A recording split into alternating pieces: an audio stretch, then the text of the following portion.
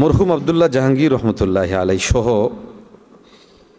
জাহিরি তথা সালাফিয়তকে এদেশে খুব ঠান্ডাভাবে যারা প্রতিষ্ঠিত করেছেন এবং যে নকশে কদমের উপরে আমাদের সমকালীন মোহতারাম শেখ আহমদুল্লাহ হাফিজাহুল্লাহ চলছেন, কিছু কিছু ক্ষেত্রে অবশ্য ব্যতিক্রম হয়, কিন্তু অনেক ক্ষেত্রে ওনার এই ফিক্রি যেই বিষয়টা ছিল যে সালাফিয়তকে প্রতিষ্ঠায় অ্যাগ্রেসিভ আন্দাজ না ধারণ করে কৌশলী অবস্থান ধারণ করা, তো এই বিষয়গুলো যেমন ওনারা কথা বলার সময় যে বড় একরকম ইলমি দিক বললে খেয়ানত বলতে হবে যে আমি এই মাসালা যখন জিজ্ঞাসা করা হচ্ছে আপনি মাসালাটার জবাব কি, তো উত্তর দেওয়ার সময়ে ওই যে কোরআন হাদিসের আলোকে জবাব দেওয়া, তো উত্তরের ক্ষেত্রে শব্দ ব্যবহার করছেন যে আমি কোরআন এবং হাদিস অনেক খুঁজে দেখেছি কিন্তু এই বিষয়টা পাইনি, অথচ এই মাসআলাটা ফিকহ ফতোয়ার কিতাবের মধ্যে দিব্যি রয়েছে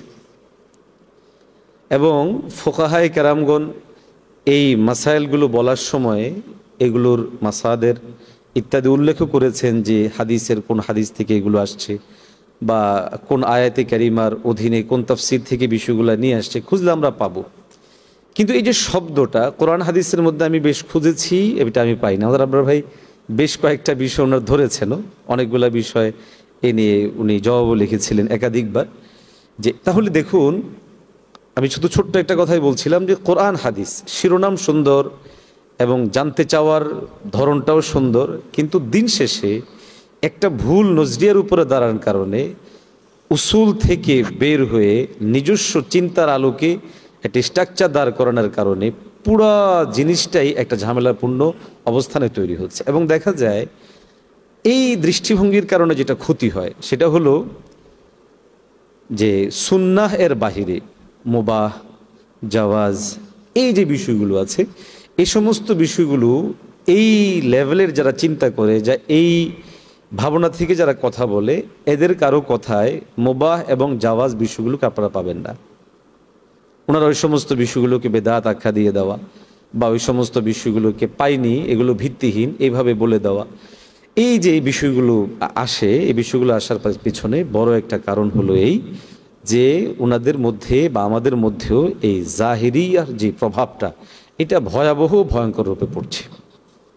দেখুন, আকায়েদ নিয়ে যখন মতবিরোধ তৈরি হয়, সমকালীন আমাদের যারা বিভিন্নভাবে আকায়েদ নিয়ে কথা বলে, আকিদার বিষয় নিয়ে কথা বলে, তো দেখা যাচ্ছে যে স্বভাবতই যেহেতু ইলমুল কালামের মধ্যে তুলনামূলক যারা আসারি ছিলেন এবং যারা মৌলিক সালাফি ছিলেন, যাদেরকে বলা হয়ে থাকে আহলু সুন্নাহ ওয়াল জামার আওতাভুক্ত আকায়েদের যেই তিনটা জামাত, এর মধ্যে আসারিরা তুলনামূলক ওনারা আয়াত এবং আহাদিসের যে জাহেরি এইগুলো আছে সেগুলোর উপর কেন্দ্র করে ওনাদের বিষয়গুলোকে সাজিয়েছে। আমাদের বিষয়গুলো কোরআন এবং হাদিসের বিষয়গুলো আছে, পাশাপাশি এখানে ইলমুল কালামের সমকালীন প্রয়োজনে সেগুলোকে আনা এবং এই আলোকী বিষয়গুলোকে সন্নিবেশিত করার কারণে সে সমস্ত বিষয়গুলো এখানে অনুপ্রবেশ ঘটেছে। এখন দেখা যাচ্ছে যে আমাদের মধ্যে এই একটা স্লোগানের ব্যাপক গ্রহণযোগ্যতা প্রাপ্তির কারণে আমাদের অনেক ছেলে আশাইরি, মাতুরিদি আকায়েদের ক্ষেত্রে ওনাদের যে বিশাল বড় খেদমতটা আছে, ওই খেদমতগুলোকে ওইটার সাথে তুলনা করে এবং ওইটাকেই একমাত্র ভিত্তি মনে করার কারণে, যদি শুধু এতটুকু হতো যে ওই আসারি বা ওই সালাফি হয় তাও মানা যেত, কিন্তু দেখা যাচ্ছে যে এখনকার সময়ের যে সালাফি ফিতনা আমরা আক্রান্ত, সেখানে আক্রান্ত হচ্ছে। ছোট্ট একটা উদাহরণ দিচ্ছি বুঝার জন্য। গতকালকে আমাদের এক মসজিদে একটা ইন্টারভিউ ছিল, ইন্টারভিউ দিতে আসছে বেফাক বোর্ডে। উনি 2007 সালে দাওরায়ে হাদিসে 3 নাম্বার স্ট্যান্ড করেছেন, শরহে বেকায়া জামাতেও তার স্ট্যান্ড ছিল এবং ভালো একটা মাদ্রাসায় পড়াচ্ছে তো, এবং পাশাপাশি আরবের একটা কোম্পানিতে সে খেদমত করছে। তো আমি চিন্তা করলাম যে অন্য কোনো প্রশ্ন করার পাশাপাশি আমি ওনাকে জিজ্ঞাসা করলাম আইন আল্লাহ, আল্লাহ কোথায়? তো আল্লাহ কোথায় বলার সাথে সাথে সে আমাকে বলল আল্লাহু ফিস সামা আও মুস্তাবিন আলাল আরশ ওয়া ইলমুহু মা'ানা, এভাবে বলে সে উত্তর দিল। তখন আমি বললাম যে আমি আপনাকে আহলুস সুন্নাহ ওয়াল জামার আকীদা বলতে বলেছি, কারা কি বলেছে সেটা না, কিন্তু এই যে আমাদের ছেলে, আমাদের লোকজন এই ভাবনাটা বলছে এবং এটা তার মধ্যে প্রসিদ্ধ কথাটা। তো এইভাবেই আমরা মূলত বিভিন্ন সময়ে দেখা যাচ্ছে যে জাহিরি চিন্তার উপরে এবং চলমান জাহিরি যেই ফিতনা, এটার মধ্যে এমনভাবে নিমজ্জিত হচ্ছি যে আমরা আমাদের আকায়েদ, আমাদের মাসাইল, আমাদের মাসলাক মাসরাব, এই সমস্ত বিষয়গুলো বুঝার ক্ষেত্রেও অনেক ক্ষেত্রে বিভ্রান্তির মধ্যে পড়ে যাচ্ছি। আমাদের নবীর জীবন ইতিহাস বুঝে থাকলে বলুন তো, আমাদের নবীর জীবন ইতিহাস কত বছরের? 63 বছর। আগের 40 আর পরের 13 53, আর সর্বশেষ 10 53 আর 10 63। এই 63 বছরের জীবন ইতিহাসের 3টা অংশের 3টা বৈশিষ্ট্য আছে। এগুলি শুনলে, বুঝলে, মনে রাখলে আয়াতের শানে নুজুলের ঘটনা বোঝা সহজ হবে। তা না হলে আমি 1 মিনিটে বলে দিতে পারবো, আপনারা বুঝবেন না কিছু। শানে নুজুলের ঘটনাটা পরিষ্কারভাবে বোঝার জন্য আমাদের নবীর জীবন ইতিহাসের প্রথম অংশের বৈশিষ্ট্যটা কি, দ্বিতীয় অংশের বৈশিষ্ট্যটা কি, তৃতীয় অংশের বৈশিষ্ট্যটা কি, আগে মনে রাখতে হবে।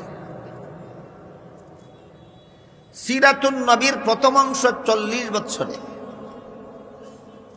এই অংশের বৈশিষ্ট্য হইল, এই অংশটা ছিল নবীর জন্য নবুয়তের দলিল। দীর্ঘ 40 বছরের জীবন ইতিহাসে আল্লাহ আমাদের নবীর দ্বারা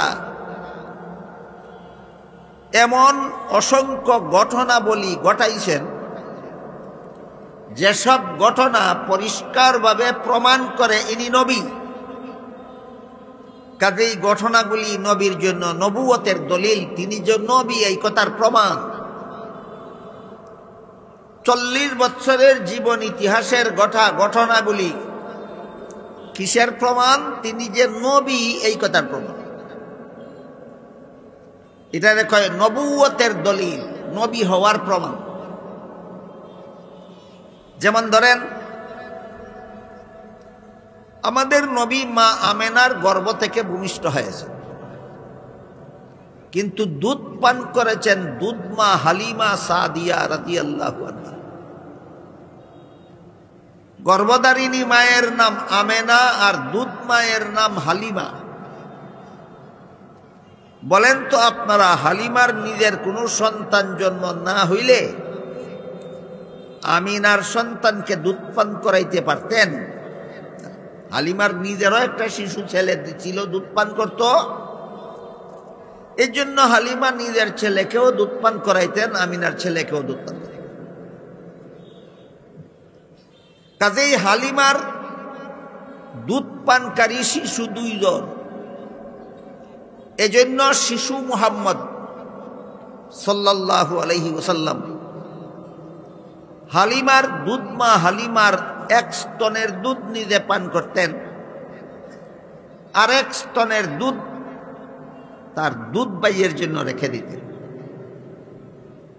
কুলের শিশু থাকাকালে এত বড় ইনসাফ একমাত্র নবী সারা জগতের আর কোনো মানুষের পক্ষে সম্ভব নয়। ঘটনাটা বুঝে থাকলে বলুন তো, ঘটনাটা কার জন্য, কিসের দলিল? নবীর জন্য, নবুয়তের দলিল। এইগুলি বলতে থাকলে 40 বছরের জীবন ইতিহাসের যত ঘটনা নবীর জন্য নবুয়তের দলিল, এই সমস্ত ঘটনার বিবরণে রাত পোহায় যাবে, বিবরণ শেষ হবে না। কাজেই সবগুলি ঘটনার বিবরণ শোনার আশা আপনারা এই অনুষ্ঠানেই করতে পারেন না। আমি শুধু 1-2টা উদাহরণ দিলাম প্রথম অংশের বৈশিষ্ট্যটা বুঝাবার। নবীর পবিত্র জিন্দেগির প্রথম অংশ 40 বছরের জীবন ইতিহাস, এর বৈশিষ্ট্য হলো এই 40 বছরের ভিতরে আল্লাহ নবীর দ্বারা এমন সমস্ত ঘটনা ঘটাইছেন, যে ঘটনাগুলি পরিষ্কারভাবে প্রমাণ করে ইনি নবী। এইসব ঘটনা নবী ছাড়া আর কারো পক্ষে সম্ভব নয়। আরেকটা ঘটনা, এই কুলের শিশু থাকা অবস্থায় যখন তিনি দুধ মায়ের দুধ পান করতেন, তখনও উলঙ্গ হইছেন না। বলেন, দুনিয়ার কোনো মানব শিশু দুনিয়ার কোনো মানুষের সন্তান কুলের শিশু থাকাকালে উলঙ্গ না হইয়া পারবে? কিন্তু আমাদের নবী কুলের শিশু থাকাকালেও উলঙ্গ হইছেন না। এটা আর কোনো মানুষের পক্ষে সম্ভব নয়, একমাত্র নবীর পক্ষে সম্ভব। সুতরাং এই ঘটনাটাও কার জন্য, কিসের দলিল? নবীর জন্য, নবুয়তের দলিল। আমাদের নবীর শরীর মুবারকে জীবনে কোনোদিন মশা মাছি বসেনি। ঘটনাটা কার জন্য, কিসের দলিল? নবীর জন্য, নবুয়তের দলিল। আমাদের নবীর পেশাব পায়খানায় সুগন্ধ হইত। ঘটনা কার জন্য, কিসের দলিল? নবীর জন্য, নবুয়তের দলিল। আমাদের নবীর শরীরের গাম মুবারকে মেশকে আম্বরের মতো সুগন্ধ হইত। এই জন্য নবী কোন রাস্তা দিয়ে গেছেন কারো জানা না থাকলে, রাস্তার বাতাস নাকে লাগলেই টের পাইতো নবী এই রাস্তা দিয়ে গেছেন, বাতাসের মধ্যে আতরের সুগন্ধ পাওয়া যায়। এটা হলো নবীর শরীরের ঘামের সুগন্ধ। বলেন ঘটনাটা কার জন্য, কিসের দলিল? এই ধরনের ঘটনাগুলি আল্লাহ ঘটাইছেন আমাদের নবীর জীবন ইতিহাসের কোন অংশে? প্রথম অংশের 40 বছরে। 40 বছর। সুতরাং সিরাতুন নবীর প্রথম অংশের বৈশিষ্ট্য হইল এগুলি নবীর জন্য নবুয়তের দলিল। যখন সমাজের সর্বস্তরের মানুষে এই সমস্ত ঘটনা দেখে নবীকে ব্যক্তিগতভাবে চিনার মতো চিনতে পারল, তখন সমাজের সর্বলোকে ঐক্যবদ্ধভাবে আমাদের নবীকে উপাধি দিল আল আমিন। আল আমিন অর্থ জগৎ শ্রেষ্ঠ সত্যবাদী। জগৎ শ্রেষ্ঠ সত্যবাদী। তিনি জীবনে কোনোদিন কারো সাথে বিন্দু মাত্র মিথ্যা কথা বলেন, সংসারের ব্যাপারেও না, ধর্মের ব্যাপারে। দীর্ঘ 40 বছরের জীবন ইতিহাসের অভিজ্ঞতার পরে সমাজের সর্বলোকে আমাদের নবীকে আল আমিন উপাধি প্রদান করেছিল। তারপরে 40 বছর পূর্ণ হওয়ার পর এবার আল্লাহ নবীকে মানুষের সমাজে মুহাম্মাদুর রাসূলুল্লাহ নামে ঘোষণা দিলেন। 40 বছর পর্যন্ত কেউ রাসূলুল্লাহ বলতো না, কারণ আল্লাহ ঘোষণা দিছেন না। বলতো আব্দুল্লাহর পুত্র মুহাম্মদ। 40 বছর জীবন ইতিহাসের পার হওয়ার পরে আল্লাহর পক্ষ থেকে ঘোষণা দেওয়া হইল রাসূল মুহাম্মদ। 40 বছর পর্যন্ত সমাজের মানুষ কোন নামে ডাকতো? আব্দুল্লাহর পুত্র মুহাম্মদ। 40 বছর পরে আল্লাহর পক্ষ থেকে ঘোষণা দেওয়া হইল রাসূল মুহাম্মদ। আর আল্লাহ নির্দেশ দিলেন, এখন আমি আপনাকে রাসূল হিসাবে মানুষের সমাজে ঘোষণা দিয়েছি, আপনার দায়িত্ব পালনে সমাজে বের হয়ে যান। সমাজের মানুষকে লা ইলাহা ইল্লাল্লাহর দাওয়াত দিন,